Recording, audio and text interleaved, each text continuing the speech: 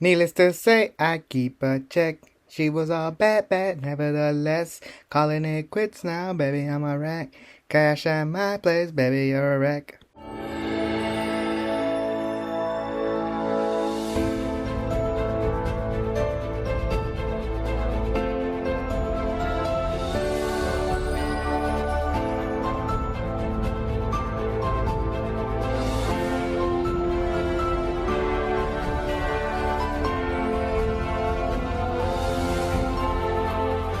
Spider Man Into the Spider Verse, a movie that was produced and co wrote by Phil Lord and Chris Miller, the geniuses behind the 21 and 22 Jump Street, the Lego movie franchise, at least the good one. I was shocked to find out that they even worked on How I Met Your Mother in the early stages of the show. And Phil Lord and Chris Miller are basically very famous for giving you stuff you don't want until you actually have it. Because I remember nobody wanted a Lego movie, nobody wanted 21 and 22 Jump Street, but then they give it to us, and lo and behold, they do an amazing job. I was curious how the Han Solo movie was going to play out. There was a lot of stuff that I could tell was their work that actually did not work, if I'm being honest. I would be curious to see what their version of the Solo movie would have been like, but we'll never know, really.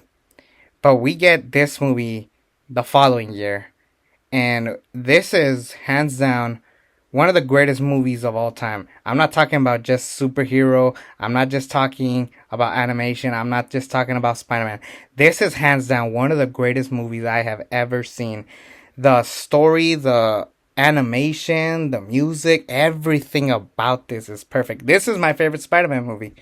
If I'm being honest, like I don't think any other movie hits close to home to this. And Miles Morales did a great job. Shamik Moore, great voiceover. I thought he was perfectly cast. He was great and dope. So I was like, he's a little too old to be a high school kid. So let's just make this animation because I think the voice is just perfect for Miles Morales. And the movie kicks off pretty simple. We get an origin story of Peter Parker in this universe, but then later we transition over to Miles Morales, who is starting a brand new school, and you could tell that his father wants the best for him, even though Miles doesn't quite agree with it. And I love the interaction between him and his dad, and I even love the interactions with him and Uncle Aaron. Like he's just like this laid back dude, very chill, very nice. He gets him more, like his graffiti art and stuff.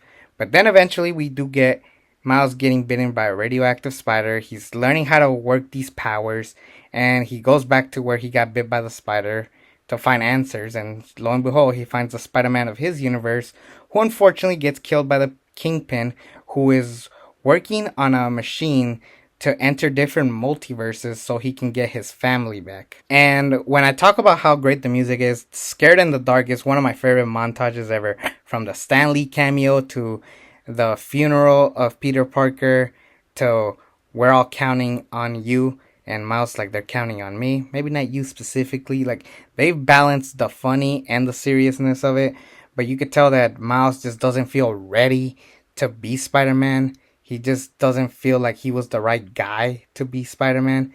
And lo and behold, we find out that there is another Spider-Man, another Peter Parker to be exact, voiced by Jake Johnson, of all people. When I heard this casting, I said, this is a terrible idea.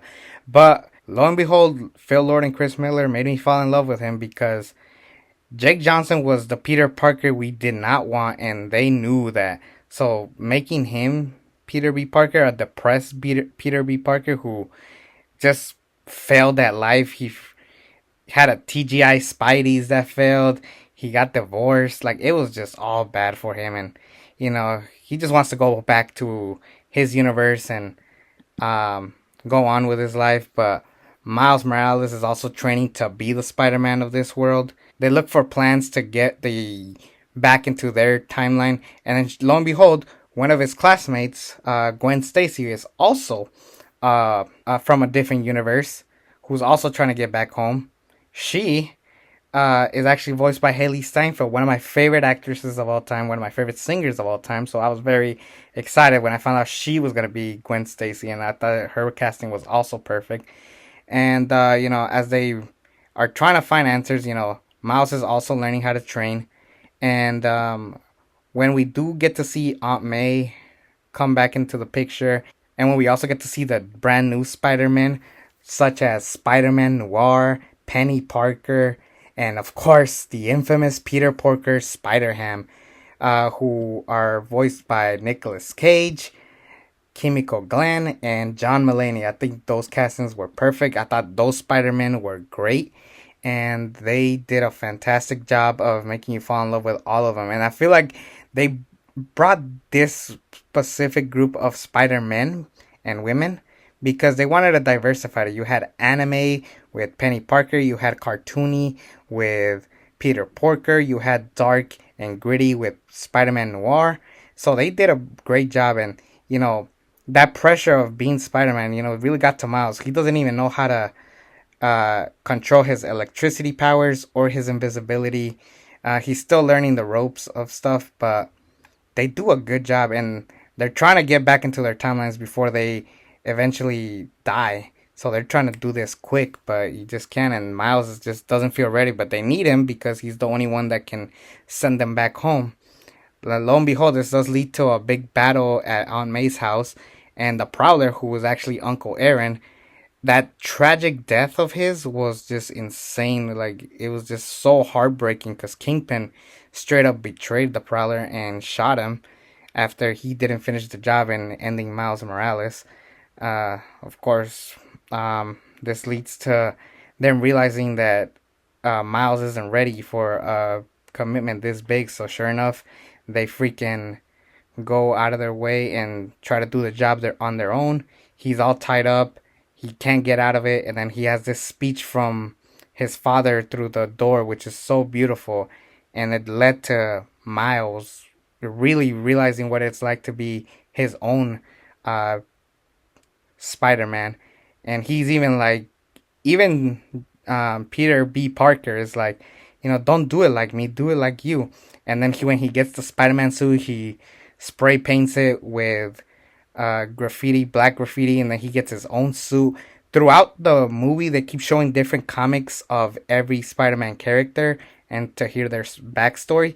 And then when you get to the ending where you have Miles's comic book, was like beautiful. That "What's Up Danger" shot was one of the more iconic, most amazing scenes I've ever seen, and it's just I just love it too much.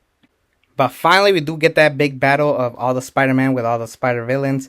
They have a good battle, and they learn that Miles is really good, and they're ready.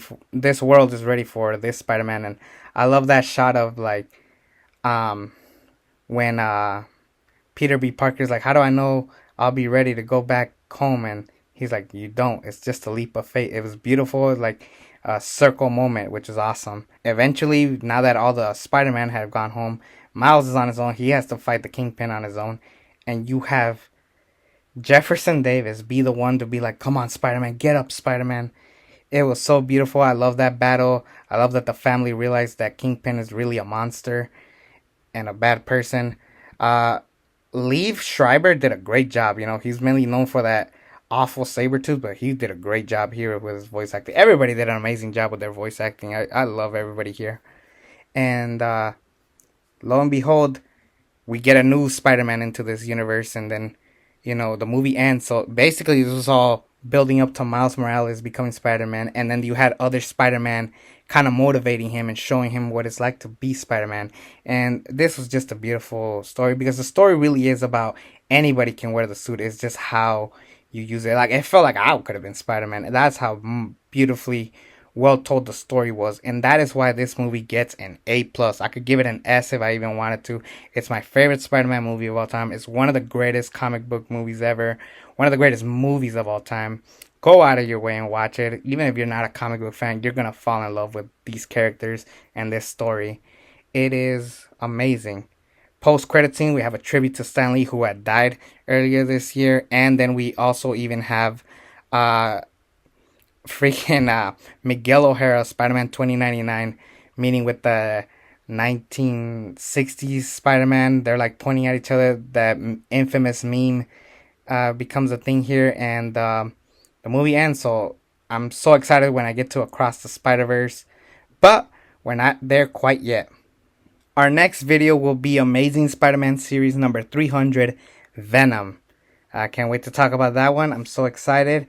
And thank you everybody for watching this. We're just close to the end. Anyways, take care everyone.